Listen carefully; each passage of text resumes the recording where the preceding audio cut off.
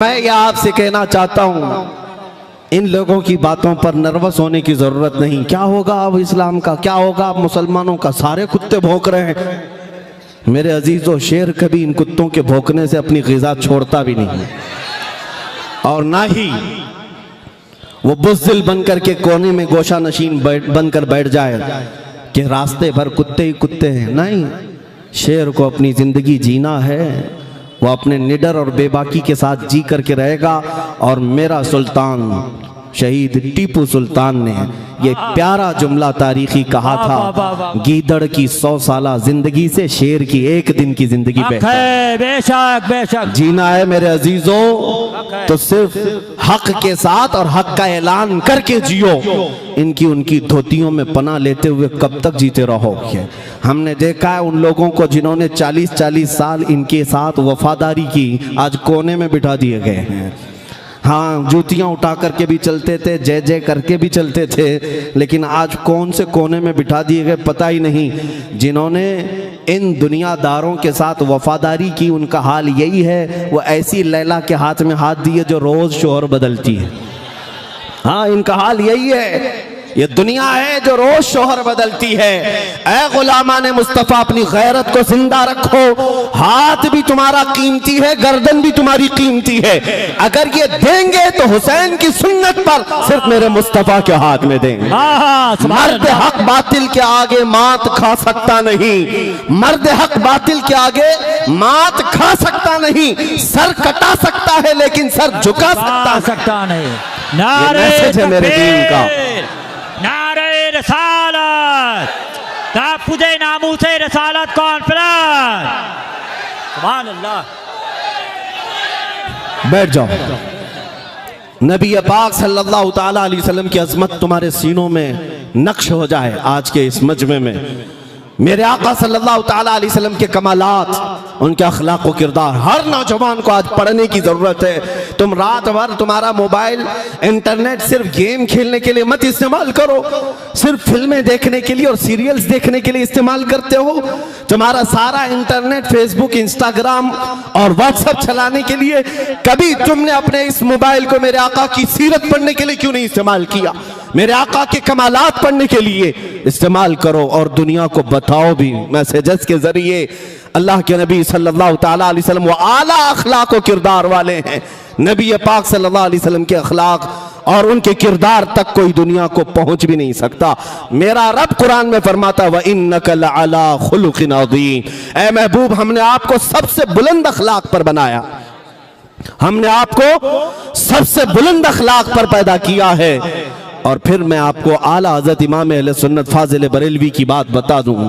कहते हैं आका कौनैन सल्लल्लाहु अलैहि वसल्लम की बारगाह में, तेरे खल्क को रब ने जमील किया, तेरे खुल्क को रब ने अजीम कहा, कोई तुझसा हुआ है ना होगा शाह, तेरे खालिक हुस्न अदा की कसम, तेरे तो वस्फ ऐब तनाही से हैं बरी, हैरान हूँ मेरे शाह मैं क्या क्या कहूँ तुझे।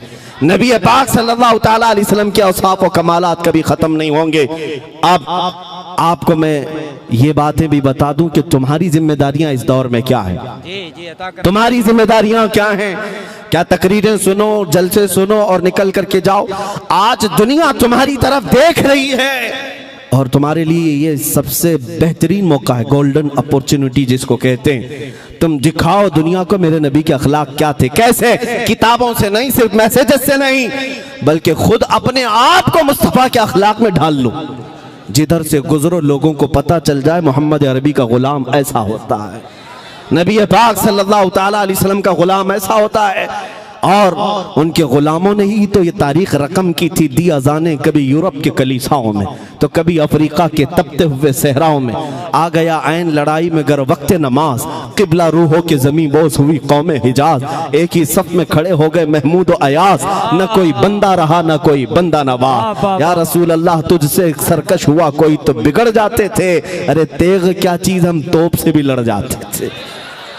हाँ, ये हमारे असलाफ के किरदार थे कि वो मेरे आका सल्लल्लाहु ताला अलैहि वसल्लम के अखलाक करीमाना को अपनाए हुए थे। जानते हैं, एक बादशाह हजरत उमर हज़रत उमर फारूक रदी अल्लाह ताला अन्हु के ज़माने में उसकी सल्तनत ख़त्म हो गई, कैदी बन करके आया। उसे ऑफर दिया गया था कि वापस तुझे तेरा मुल्क दे दिया जाएगा, तू अगर हमारा भाई बन जाए, हमारे ऊपर तलवार ना उठाए, हमारे से मुकाबला ना करे, अमन के साथ रहे और दीन इस्लाम में रहे। उसने इनकार कर दिया, कहा नहीं मुझे ये चीज़ पसंद नहीं है, मैं अपने दीन में कट्टर हूँ, मैं ये तमाम चीज़ों को स्वीकार नहीं करता। हज़रत उमर ने उसको जेल में भेजा, जैसे जंग के कैदियों को जेल में भेजा जाता है, लेकिन साथ में मेरे आका सल्लल्लाहु अलैहि वसल्लम के 10 सहाबा को भी जेल में भेजा। तवज्जो, ईसाई बादशाह है, क्रिश्चियन बादशाह है, जेल में था और साथ में हुजूर के 10 सहाबा भी जेल में थे। इनका क्या कसूर है किसी को पता नहीं, लेकिन वो जेल में थे। 8 दिन गुजरे, 10 दिन गुजरे, 20 दिन गुजरने को थे कि वो बादशाह कहता है मुझे अमीरुल मोमिनीन उमर इब्न खत्ताब से मिलना है। लोगों ने पैगाम पहुंचाया, हज़रत उमर ने कहा कि ठीक है मिलाओ। उसे लाया गया, वक्त का बादशाह था। उसने कहा ए उमर इब्न खत्ताब अमीरुल मोमिनीन, मैं आपके इस्लाम को कबूल करना चाहता हूँ, मैं दीन इस्लाम को पसंद करता हूँ। कहा आज से 20 दिन पहले भी तो तुझे कहा जा रहा था, आज से 20 दिन पहले क्या जेल के ये 20 दिन तुझे भारी पड़ गए? उसने कहा जेल के 20 दिन नहीं, अगर 20 साल भी रखते तो मेरे ऊपर भारी नहीं होते, लेकिन जिन 10 सहाबा को तुमने मेरे साथ रखा वो मुझ पे भारी पड़ गए। कहा क्यों? इनकी सुबह शाम, इनके दोपहर रात, इनके उठने बैठने चलने फिरने खाने पीने सबको मैं बहुत गौर से देखता रहा। 8 ही दिन के बाद मेरे दिल ने ये फैसला किया कि ये झूठों की जमात नहीं हो सकती, इनके अखलाक इतने आला हैं कि ये झूठों की जमात नहीं हो सकती। जिस रसूल के ये पैरोकार हैं वो रसूल आला अखलाक वाले होंगे, वो सच्चे मजहब वाले होंगे। मेरे अजीजों, दुनिया को बताने के लिए तुम मेरे आका के अखलाक को अपनाओ, तुम मेरे आका के किरदार को अपनाओ। ये क्या है आज पूरी दुनिया को मैं देख रहा हूँ, तुम्हें ऐसा नशा का एडिक्ट बना दिया गया है। दिन रात हमारे बच्चे टिकटॉक पर मुजरा करते हुए दिखाई दे रहे, तुम्हारे हाथों से कुरान गायब है, तुम्हारे यहाँ इस्लाम की रोशनियां नहीं, लेकिन सुबह उठते हो गाने की धुन पर, रात हो रही है गानों की धुन पर। तुम मेरे मुस्तफ़ा करीम के गुलाम हो, अमानत हो, तुम्हें ये दुनियादारी के लिए नहीं भेजा गया है। मेरे मुर्शिद गिरामी हुजूर ताजुश शरिया रहमतुल्लाह अलैह ने फरमाया था, जिंदगी ये नहीं है किसी की किसी के लिए, जिंदगी है नबी की नबी के लिए। ना समझ मरते हैं जिंदगी के लिए, अरे जीना मरना है सब कुछ नबी के लिए।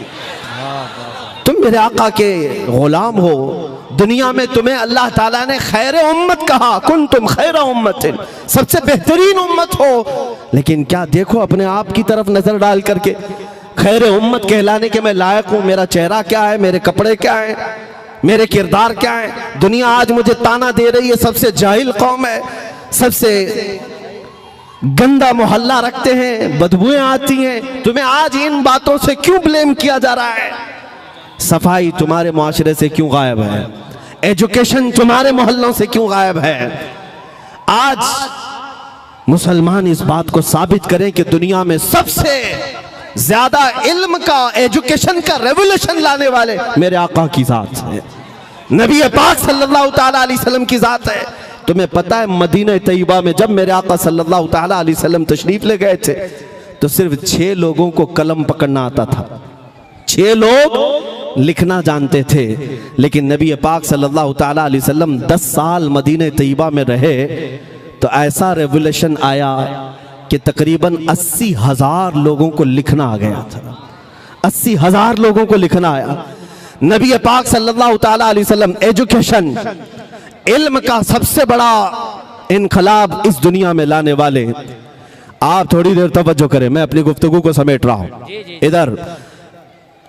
और आज अगर मुसलमान कौम जाहिल नजर आती है, इल्म से दूर है, तो गोया कि ये अपने आका सल्लल्लाहु ताला अलैहि वसल्लम के अखलाक व किरदार पर और नबी पाक सल्लल्लाहु ताला अलैहि वसल्लम के नक्शे कदम पर नहीं चल रही है।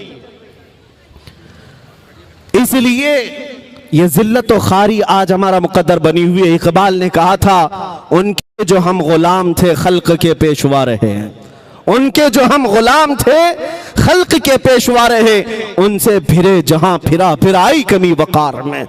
और तुम्हारे आज पस्ती और जिल्लत का नतीजा जो है वो यही दूरी है, नबी पाक सल्लल्लाहु ताला अलैहि वसल्लम की मोहब्बत से दूरी। आज हल अगर मुझसे पूछते हो, रिजल्ट मुझसे पूछते हो कि हम दोबारा कामयाबी के उस उरूज पर पहुंचना चाहते हैं कि हमारे घरों में इल्म आम हो जाए, एजुकेशन आ जाए, अखलाक और किरदार आ जाए, तो सुनो इकबाल की जुबान पे सब तुम्हें मिल जाएगा, सब मिलेगा, बस एक ही शर्त है, वो क्या है कि मोहम्मद से वफा तूने है, कि मोहम्मद से वफा तूने तो हम तेरे हैं, ये जहां चीज है क्या लौहो कलम तेरे हैं। हाँ मेरे अजीजों, इज्जत इधर उधर मत ढूंढो, इज्जत मेरे आका के कदमों में मौजूद है, इज्जत मेरे आका के कदमों में है। आज जो हमें फूल निछावर किए जाते हैं, लोगों का ये जम्मे गफीर जो हमें इज्जत देता है, वो किस वजह से देता है? इसलिए नहीं कि मैं दिल्ली की पार्लियामेंट से यहाँ आया हूँ, मुझे जो आपने इज्जत दी है वो सिर्फ इसलिए जब तक बिके न थे तो कोई पूछता न था, जब तक बिके न थे तो कोई पूछता न था। या रसूल अल्लाह तुमने खरीद कर हमें अनमोल कर दिया।